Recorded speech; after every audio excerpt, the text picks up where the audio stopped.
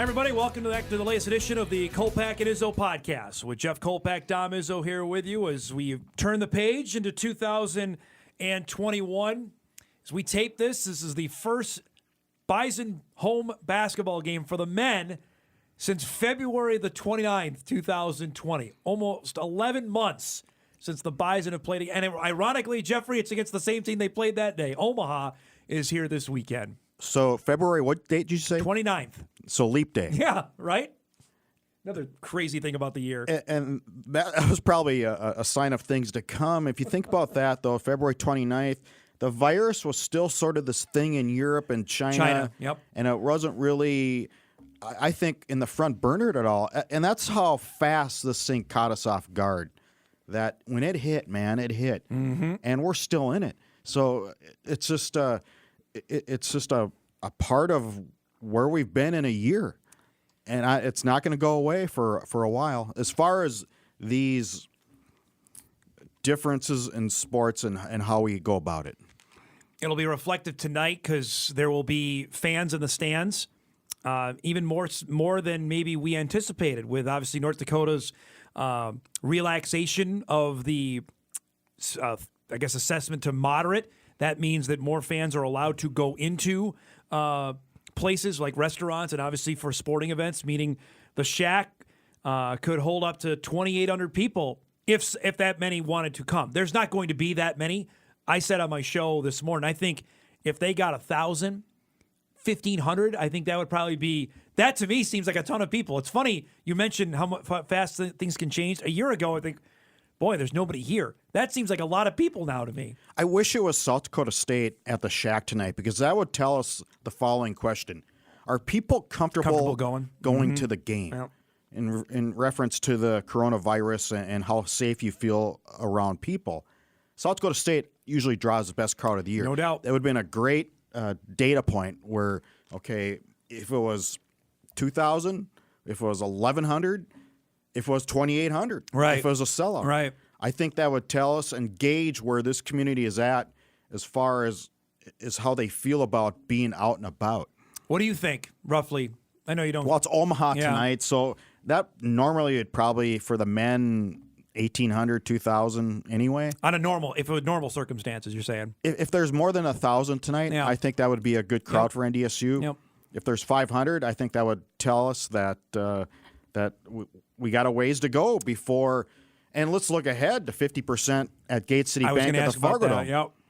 Just visiting, I did with Matt Larson about that, about how if this news is good news for football. And he said, obviously, yes, but I think for what they're estimating, he didn't want to give me some hard numbers. I think right now, if the assessment stays the same from the governor, I think they're thinking 5,000 at Gate City Bank Field for that February 21st game. And that would be better than, obviously, what they had for the Central Arkansas game. I think they would take whatever right now. That's Jeff. 5,000 people paying a game ticket. Right. So any money right now is good money. And I've done this story. They being the athletic department, have run several scenarios on, okay, if this happens, we may have to cut this. If this happens, maybe we'll make it through the year as far as our budget. It started out at, I believe, $24 million. There's no way it's going to be $24 million this year. Just taking off the Oregon game right off the bat. Right. But they've also cut. There's been people who have left the department and then they haven't replaced them. Right.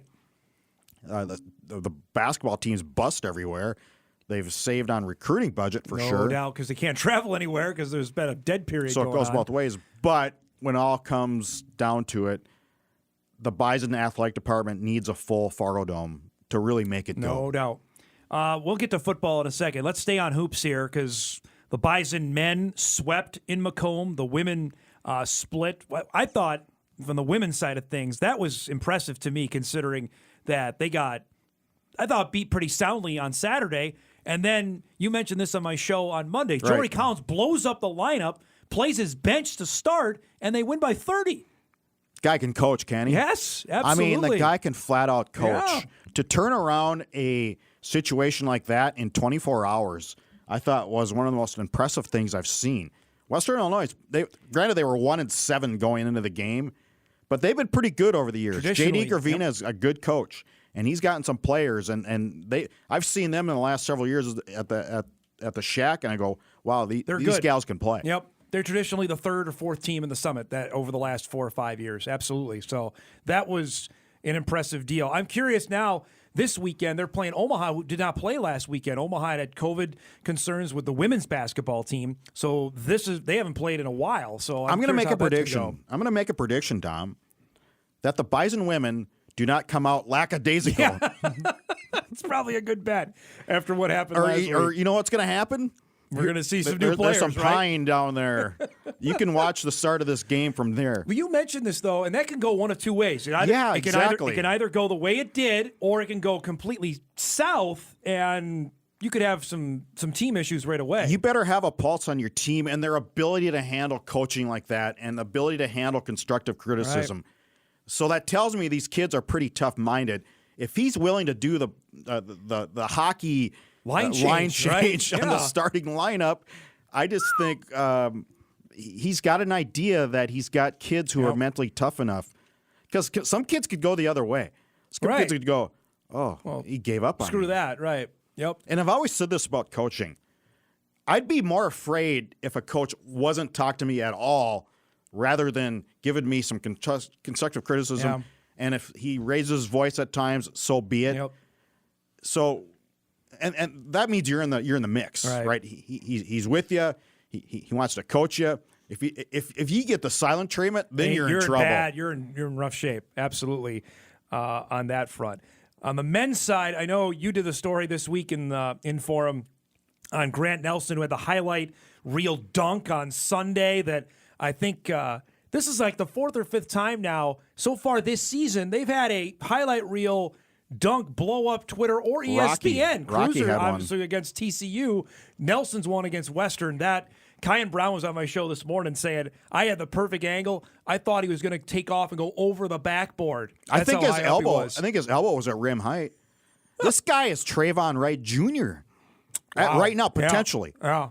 But Trayvon, as a freshman, weighed like 110 pounds. But he could sky those dunks at the He OPSA. was a high jump champ. Yeah. Trayvon was in high school.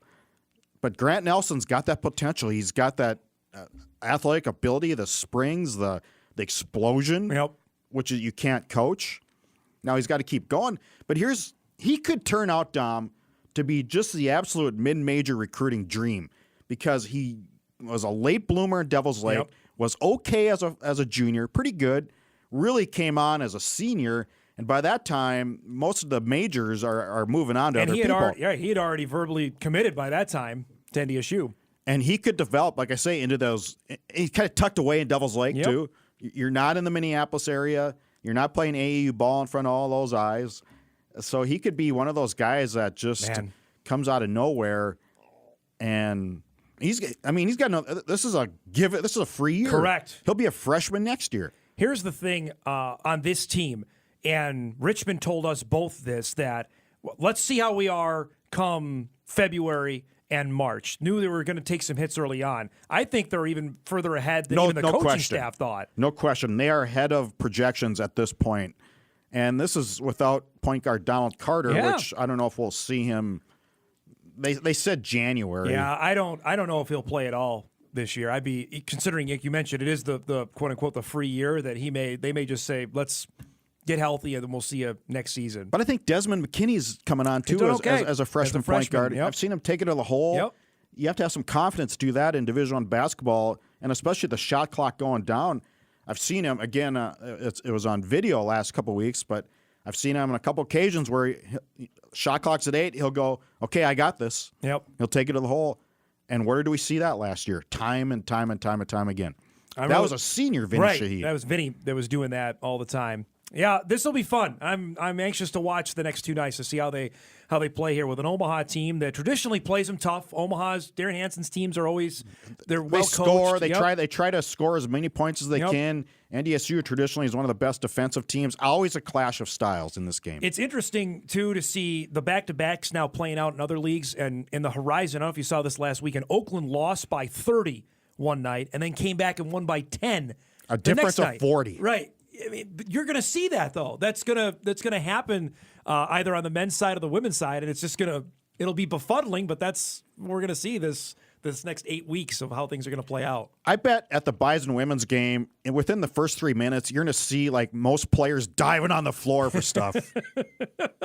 I imagine probably so. That'll probably be the case on that front. Let's shift gears and talk football as we always do. The coaching carousel is on its way, and it didn't stop because the FCS season didn't happen in the fall. And the repercussions of this are going to be large. And I think the powers that be at the NCAA, I'm not sure if they pretty much didn't think about the FCS. They really didn't. Most of the time they don't anyway. And they certainly didn't with this decision on moving to the spring. Obviously, it affected North Dakota State with A.J. Blazek leaving, the offensive line coach, to take the same position at the University of Wyoming. I think there are some fans out there that say, well, why would he go and do that? Well, salary for one, Kolpack. Well, I'm pretty sure he almost doubled his salary. Yeah, I mean that's a no-brainer in its own right. True.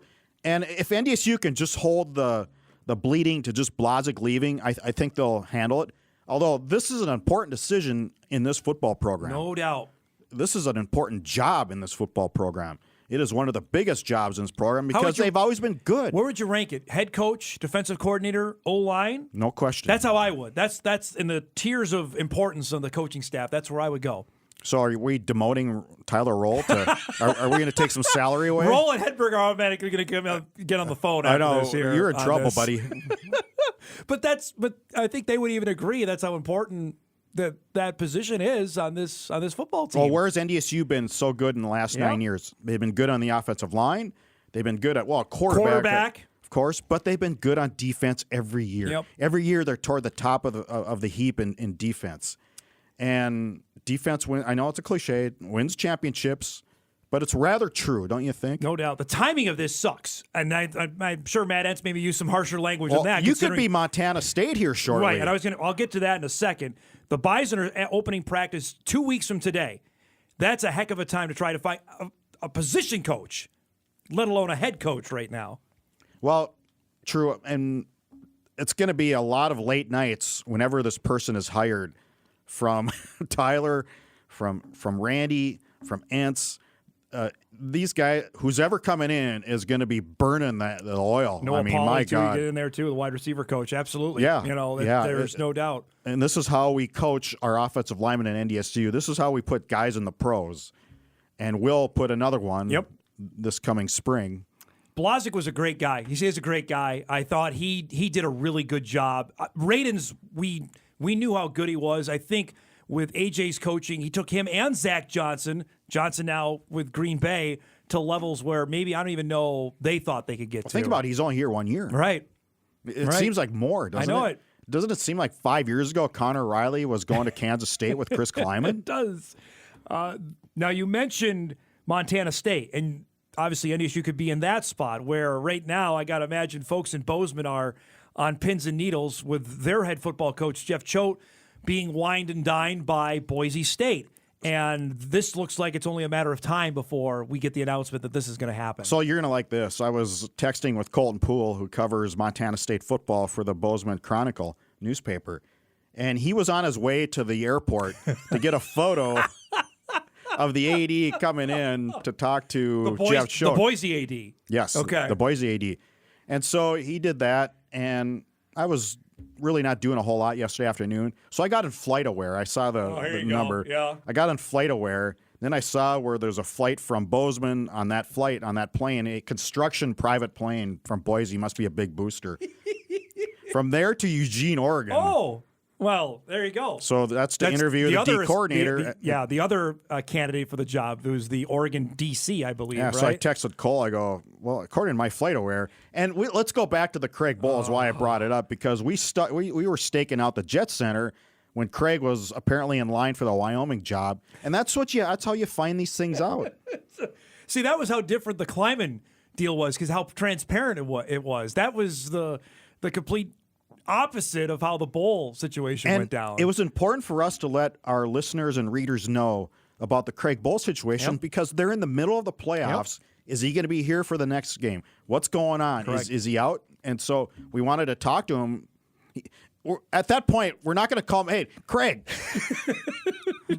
You got the Wyoming job? Yeah. What do you think? Yeah. And so you need to find these things out because time is of the essence for fans, for readers, because they deserve to know. Absolutely. If their head coach is going to be here for the semis or the quarters. For then, it was the quarterfinals. We still had a couple games left before we got to the championship round on that. What do you make of this with Jeff Choate? Boy, I mean, this is a heck of a job. I mean, obviously you go. And Choate's done a nice job. Montana State, I was talking about this on the show yesterday. We were there for maybe the height of them in 2010 when they won the Big Sky that year. I think the following year they made the playoffs and got beat by Sam Houston. And then after that, they were bad. There was a stretch they were not good. A couple things. Number one, he's beaten his rival every year. 4 straight years in a row. Yep. That's a big thing. I Huge. think. Two, he's coached at Boise. He's an assistant coach for 3, 4, 5 years there.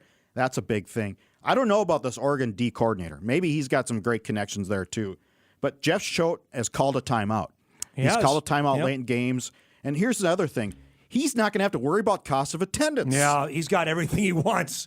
There's no doubt. Plus, he'll make what was Harsin, $1.8 million, $1.9 million? He'll be compensated well. The other thing he's got going for him, Chris Peterson, the former Boise coach, is a big fan of Choate. If he's in the ear of the new Boise AD who just got this job a couple weeks ago, that's got to be a big deal. Now, here's the biggest story for FCS and closer to home. He gets that job. Yeah. He takes 2 or 3 of his assistants. Right? You have now to. What?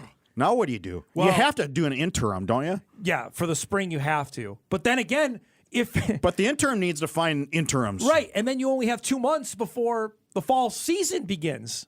I think, I don't know. Right? I've thought about this. If obviously Montana State AD better have somebody in mind right now. Right.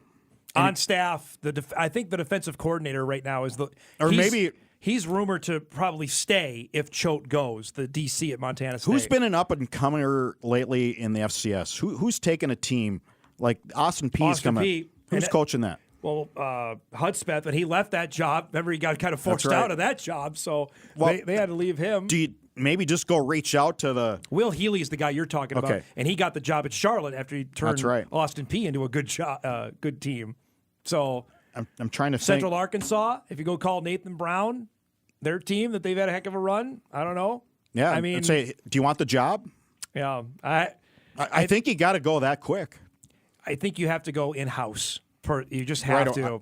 You have to. And that might mean interim for all of 21. Or maybe you go in-house now, but then you keep searching, and if you have to bring a guy in March, you bring him in March. That's what I'm saying. Interim of all of 21. You can't wait till after the season. No, I'm saying the interim guy is the coach for the spring and the fall. Oh, you do? That's maybe. But you know what I'm saying? That's a long time. But if you only have a short amount of time to find a head coach, you know what I mean? I think you have to punt and find your guy right now and treat it like spring football. It's going to be really interesting. I don't think you can deviate from the timeline for the long-term health of the program. I don't think you can wait a whole year to find your guy. Wofford's head coach was mentioned also for the Illinois gig. Now, he didn't get it, but you also wonder now for Wofford. Well, maybe you take him. Granted, Josh it's different. Conklin is the head coach there. It's different recruiting areas of the country, but at Montana State, regional really candidates are probably not an option. It's so big out there. Who's regional in Montana State? The Montana assistant? Yeah, right. Ooh. Yeah, that'd be right. I don't know how well that would go over in Bozeman. A couple other FCS notes before we wrap. The story I know that Mike's been working on, and obviously Pete Thamel broke it this week, about the WAC is coming back, Kolpack. And did you see they want to go FBS before in a decade? Oh, my goodness. Okay, so for the people that missed this story, or even the ones that did see it, now the schools in this are not necessarily the creme de la creme of football programs. I thought it was also interesting, New Mexico State is not in there. Now, New Mexico State, for those that aren't following, has been an FBS independent for the last couple of years, literally out there on their own because the Sun Belt kicked them out and they got nowhere else to go. Why would they go down to FCS? That's what I was thinking, because they have not been good in football. And really, if they went to FCS, it'd be like Idaho, I think.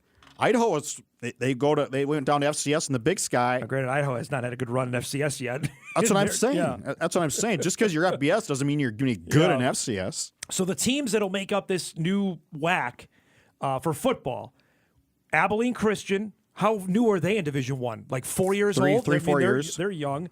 Lamar, they've been terrible. Sam Houston State, that's a blow. Stephen F. Austin, who's had tons of APR penalties over the last couple of years. Dixie State, who's just moved up to Division I. Was a junior college. State, who's just moved up. And then our friends in Cedar City in southern Utah. That's the 7 schools that'll make up the WAC. So we've been to Sam Houston, we've been to Stephen F., we've been to Cedar City. Do those 3 strike you as FBS whatsoever? No. Cedar City for golf. I know you would campaign for that in a golf for sure. But no, that to me is strange that they put that out there already. They're as close to FBS as our podcast is to be on the front page of ESPN.com. Oh, come on now. We got a heck of a lot of downloads here, man. People like us. They also said, get my drift. I get it though. There are 2 other schools that they are looking at as well. And I think the tweet was thrown at you and Mike. Is this NDSU's road to FBS? The WAC? No. And the answer is no. Absolutely not. The answer is no on that front. What do you make of Sam Houston, Bolton Ship out of the Southland? This is a big blow. We both know Tom Burnett well. We've got to know them really well over the last decade since they host the FCS championship. This is a huge blow to that league. I didn't realize they had such boosters behind them and maybe that try to make this move. I played baseball down there in college once. I've been to Sam Houston. I've been to that campus 2-3 times, I think. This is a big deal to that league because I guess the line has now been drawn between those schools, Sam Houston, Abilene, Lamar, and Stephen F. said, we want to spend money in football, and apparently they believe the others like McNeese and Northwestern State, I know you've been there, Nichols. Been there? They don't believe they spend the money to really fund football. That's 85 scholarships. Man, that's what they hope to. Do you know anything about Tarleton State? Do you know anything? They just moved up. That's all I know about them. And their nickname is the Texans. That's all I know about them. That's 3-4 more schools in the state of Texas that will be 85 scholarship max. Dixie State, I know, is going to change the name of their school as well because I know people are. That's a good move. That's a good move on that front to do that. Here's the FCS implications on this. They have 7 schools already, Kolpack. That means they have enough for an automatic qualifier. So that means now we have 11 auto bids for the FCS playoffs. So you're taking an at-large berth away from some teams. So the days of 6 and 5 getting in from one league, those are over. From the Valley. Yep. Or 6 from the CAA. That ain't going to happen anymore, I think, with this. And we don't know if the Celebration Bowl is going to keep going. Who knows if the MEAC wants to get back in? Hey, we want our automatic bid back into the tournament. And then you've got 12. To be 12 and 12 at that point. How do you feel about that? That's great. I'm of the mindset there's already been too many at-large berths anyway. Yeah. Because how many times have we done bracketology when you look 23 and 24 is like 6 and 5. You're looking at me like we still have 2 more teams to put into the tournament. I'm like, yeah, we still have 23, and you know what I mean? Like this may be, I don't know, a blessing in disguise, but it could be a good move on the long term for the FCS on this front. I agree, and I just it's the NCAA basketball tournament sort of feel to it. Give the underdog a shot. Why not? I'm curious on how this is going to go. These are also, you look at it, if NDSU's already looking for games, these are opponents that you could see a Tarleton come they'll need to teams. Fargo. They'll need teams to play. I mean, they'll take the guarantee. We'll talk about St. Thomas, that they're going to be, I would imagine, on the schedule sometime soon, that these schools as well that are moving up. I'm pretty certain that if NDSU extended a bid to St. Thomas to play, they'll play. Yes. They play Absolutely. in a heartbeat. How about at U.S. Bank Stadium? Could they make that happen? Now, there's an interesting nugget there. That's you're not the first person to suggest that. That would be really fun, and I think there'd be and St. Thomas brings people. Yes, they do. St. Thomas and St. John's, they sold out a Target Field. Allianz, is it? Allianz Field. They did both. They had 40 some odd thousand at Target Field, and then they had another 20 at Allianz Field. And what is U.S. Bank seat? 70, I want to say. They could come close. Between the Bison fans there and the St. Thomas fans, that's a big check. It's a lot of money. There's no doubt about it. If NDSU would probably say, okay, we'll take 75-25. It's their home game, you're saying? Yep. Yeah. Yep. I think they would do that in a heartbeat. Mm-hmm. Absolutely. After the success they had at Target Field with Butler, yeah, they would do that in a heartbeat. Or maybe they go back there. I don't know. St. Peter said they would certainly welcome him back if the opportunity arose. So something for down the line. All right, we got to roll. You got a game pick on Monday night? Or is it a boat race, or We got a close game. No, I think Ohio State showed me something. They They showed were me really something good against Clemson. Yeah. Justin Fields is going to have to be really, really good. Alabama, you never know, a couple of mistakes, but man, they're talented. Everywhere. 6 first-round draft picks are on that team. 6. And granted, LSU, I think, had 7 last year in the championship game against Clemson. 35-20 or something, Yeah, 35-17. I'm in that ballpark. Yeah. I think like 38-21 They're Alabama. just too good. You picked Mac Jones as I your did. Heisman. I did. Why did you do that? He had historically an incredible year for Alabama. He owns 4 of the top 10 400-yard passing games in school history. Yes, he does. He completed 76% of his passes, was around 80% most of the year. That's amazing to me. I can't discount Smith. He's throwing to him, and that's why he got my vote. I cannot disagree with that either. I mean, to me, I juggled those two back and forth, for like 2 weeks. I'm glad that a wide receiver finally won. And I get that. So many quarterbacks have won it. It's Desmond Howard really was the last Heisman winner at wide receiver. So that part of it too, I'm happy because it just can't be a one position award. Great stuff as always, my man. Enjoy the games Have a this good weekend. weekend. And we will wrap it up on our next edition of the Kolpack and Izzo Podcast. Thanks so much for listening, everybody, at Inforum.com.